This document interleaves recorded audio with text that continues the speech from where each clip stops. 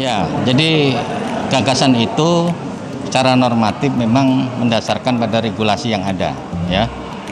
Bahwa tenaga honorer ini sejak tahun 2018 itu sudah tidak diperkenankan lagi.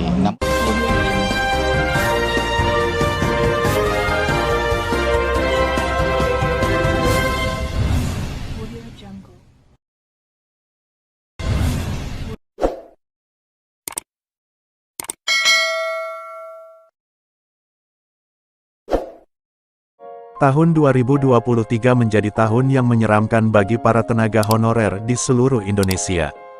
Bukan karena isu resesi, tapi tenaga honorer harap-harap cemas akan diberlakukan peraturan pemerintah untuk menghapus tenaga honorer. Isu penghapusan tenaga honorer ini tertuang dalam PP nomor 49 tahun 2018 yang turut menyatakan bahwa status kepegawaian hanya ada PNS dan PPPK. Alhasil, tenaga honorer yang tidak jelas status pekerjaannya akan dihapuskan dari instansi-instansi pemerintah pusat dan daerah. Ya, jadi gagasan itu secara normatif memang mendasarkan pada regulasi yang ada, ya. Bahwa tenaga honorer ini sejak tahun 2018 itu sudah tidak diperkenankan lagi. Namun faktanya di pemerintah daerah itu masih tersisa cukup banyak. Makanya Komisi 2 mendorong kepada Menpan RB untuk memberikan ruang agar karir yang bersangkutan selama mengabdi menjadi tenaga honor punya kesempatan menjadi ASN. Regulasi yang diatur di Undang-Undang ASN itu kan memberikan kesempatan untuk tes P3K. Maka rekrutmen P3K ini Komisi 2 meminta kepada Menpan tenaga honor ini punya kesempatan untuk mendapatkan akses itu, dan sudah dilakukan dengan pola passing grade yang sudah disesuaikan dengan masa kerja, usia dan sebagainya.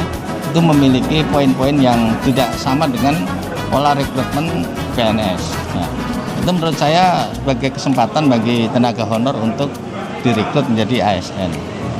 Adapun target Menpan untuk tahun 2023 sudah tuntas, ya tentu ini tidak bisa dilepaskan dari kemampuan anggaran negara. Karena konsekuensinya merekrut ASN juga harus dibarengi dengan ketersediaan anggaran. Nah, kalau memang itu menjadi bagian yang sudah dipersiapkan, ya tentu kami Komisi 2 akan mendukung. Karena sejak awal nasib tenaga honor ini harus memiliki kepastian status gitu ya. Jangan sampai tenaga honor ini diterlantarkan, tidak diberi kesempatan, yang pada gilirannya dia kehilangan kesempatan. Hitungan data dari data Menpan itu diprediksikan 2023 itu sudah bisa tercover semua, ya tentu kita akan dukung gitu loh. Karena tenaga honor ini kan juga akan dikejar dengan usianya, ya toh. Semakin tidak terrekrut dengan kesempatan P3K, dia semakin kehilangan kesempatan. Maka harapan saya, kalau memang Menpan ini betul-betul serius untuk menuntaskan status tenaga honor ini menjadi ASN, ya mari kita dukung dengan kebijakan yang konkret, ketersediaan anggaran yang cukup, sehingga pada gilirannya masyarakat akan tahu bahwa kebijakan ini memang pro kepada kepentingan.